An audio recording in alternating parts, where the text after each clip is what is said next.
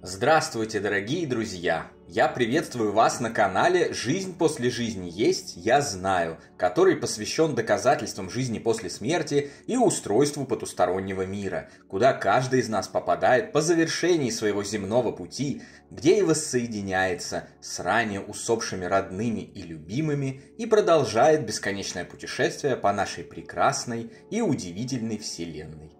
Ваши вопросы вы можете задать мне после лекции в нашей приватной группе в Телеграме, ссылка в описании, а пока начнем. И сегодня мы поговорим о том, как похороны влияют на жизнь после смерти. Узнаем, что лучше – кремация или погребение в землю, и разберемся в механике таковых влияний. Уже тысячи лет назад люди хоронили своих умерших вместе с их любимыми вещами и предметами, как бы отправляя их в загробную жизнь вместе с человеком, завершившим жизнь земную. Фараоны Древнего Египта пошли в этом смысле дальше других. Умирая, они забирали с собой на тот свет и своих любимых животных, слуг, наложниц, и, конечно же, вожделенные драгоценности, золото и шелка. И еще задолго до этого озабочивались строительством монструозных усыпальниц и склепов, некоторые из которых сохранились до наших дней. С одной стороны, эти могущественные земные властители имели доступ к знаниям с информацией, к которым тогда не имели доступа обычные люди, и понимали, что с концом земной жизни ничего не заканчивается, и нужно бы что-то делать для того, чтобы следующая жизнь тоже была благополучной. С другой, как и многие другие воплощенные, сосредотачивавшиеся на власти и материальном, они утрачивали здравое понимание принципов функционирования потусторонней реальности, перегружали себя страхами, тревогами, разнообразными домыслами и фантастикой вместо знаний. А еще они были уверены, что с помощью денег и власти можно что-то порешать не только на этом, но и на том свете. Следствием этих заблуждений и становились попытки забрать с собой инструменты могущества и влияния, использовавшиеся ими в земной жизни. Попытки, конечно, бесплотные и бессмысленные, так как ничего материального из этого мира забрать в мир потусторонний невозможно. Ни одного атома материи этого мира не может существовать в том мире, просто в силу устройства Вселенной. Ничто из вещей, материальных богатств, одежды и любых других предметов, положенных в гроб, никак не повлияет на жизнь после смерти ушедшего с земли человека, как бы он ни старался, ни надеялся и не пытался утащить отсюда хоть что-то, будь он обычным рядовым гражданином или даже фараоном. На том свете все мы оказываемся в кавычках «голыми». Все, что у нас есть после смерти, это наш внутренний духовный мир, который и дает нам все, чем наполнена загробная реальность. Именно так все устроено, и именно так оно работает. Каждый получает на том свете такую реальность, которую представляет собою сам, и который наполнен сам, внутри себя. Друзья, наши книги о жизни после смерти и устройстве потустороннего мира, цикла «Жизнь после жизни есть, я знаю» и «Онкология и душа» вы можете найти в разных книжных магазинах и маркетплейсах. Ссылки на некоторые из них даны в описании. Мы очень рекомендуем эти книги для получения комплексных и системных знаний о том, как все устроено. Ну а теперь возвращаемся к лекции. Но не будем лукавить. Некоторые аспекты похорон все же действительно в определенной косвенной мере влияют на загробную жизнь. В первую очередь, это способ утилизации земной оболочки, в которой пребывал умерший, пока жил в нашем мире. Существует два основных способа уничтожить мертвое биологическое тело: погребение в землю в гробу и кремация. Кремация во всех случаях является более желательным способом, и вот почему.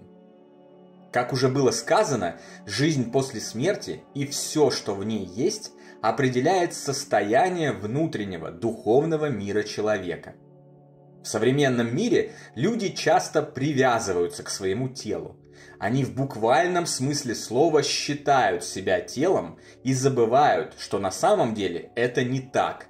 И реально они представляют собой бессмертную духовную сущность, которая временно использует тело для выражения себя, сбора опыта и знаний в земном мире плотной материи с целью развития, прогресса и движения вперед.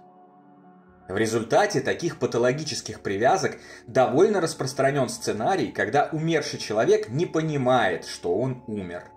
Он не разъединяется со своим телом правильным образом и оказывается привязан к нему и, соответственно, к миру, которому оно принадлежит. Он не может отправиться дальше, в более тонкие слои реальности. Он страдает и мучается, скитается среди живых годами, десятилетиями и даже веками, не способный что-либо изменить к лучшему.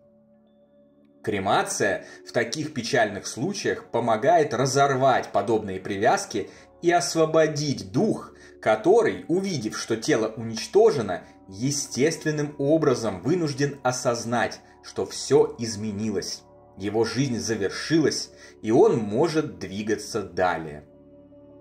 Погребение в землю в этом смысле никак не поможет духу в таком осознании. Тело будет гнить, очень медленно растворяться в земле. Этот процесс займет десятилетия, в течение которых дух будет оставаться рядом с могилой, думая, что это и есть норма. Ведь, по его мнению, он тело, а значит, он и должен быть там, где тело, и продолжать быть этим телом. Кремация чаще всего устраняет это заблуждение и помогает духу установить здравое понимание себя и своей природы. Конечно, сжигание тела – это не панацея, а лишь опосредованная помощь умершему человеку. В конце концов, все зависит от него. И если его фиксация на материальном, на негативе, эгоизме и страхах сильны, то даже кремация не сможет быстро вырвать его из построенного им мрачного и печального загробного мира. Распространены невежественные средневековые страшилки, утверждающие, что кремация может сжечь и душу человека.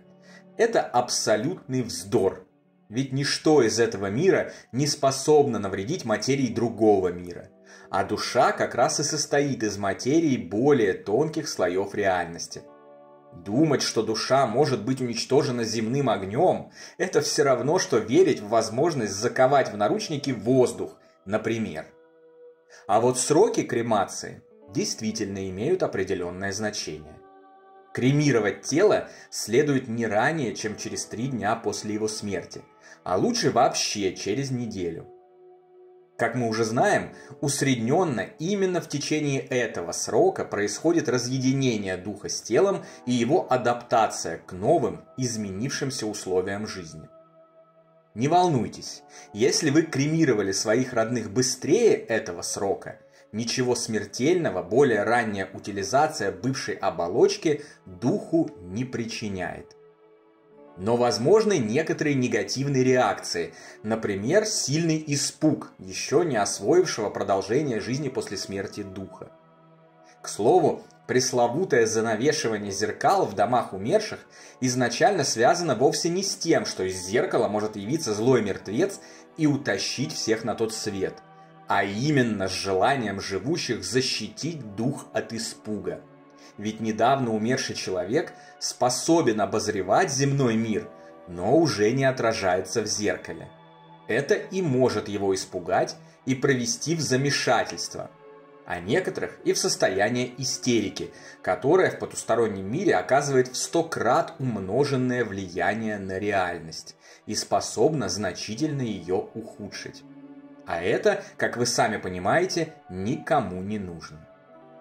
Именно потому, что кремация является более предпочтительным способом похорон, который помогает умершему быстрее преодолеть разнообразные затруднения на посмертных путях, Человечество тысячелетиями изжигало своих мертвых.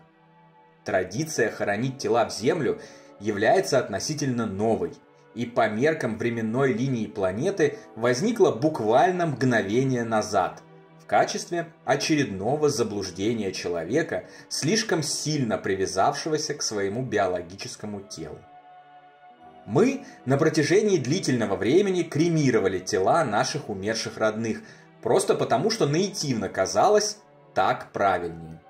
И ни разу мы не пожалели об этом, когда нам открылись удивительные знания о жизни после смерти, которые подтвердили верность нашего выбора.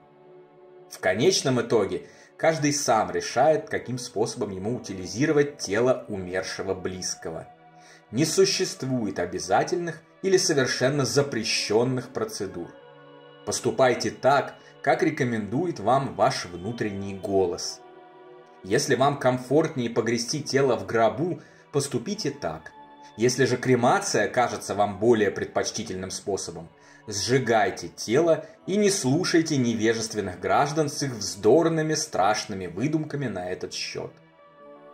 Так или иначе, в норме все, что связано с ритуальными процедурами, существует для живых, но не для умерших. Если у духа все в порядке с его внутренним миром, нет никаких патологий психики, он в достаточной степени развит, добр и независим, как большинство среднестатистических жителей Земли, ему будет совершенно все равно, что происходит с его бывшим телом.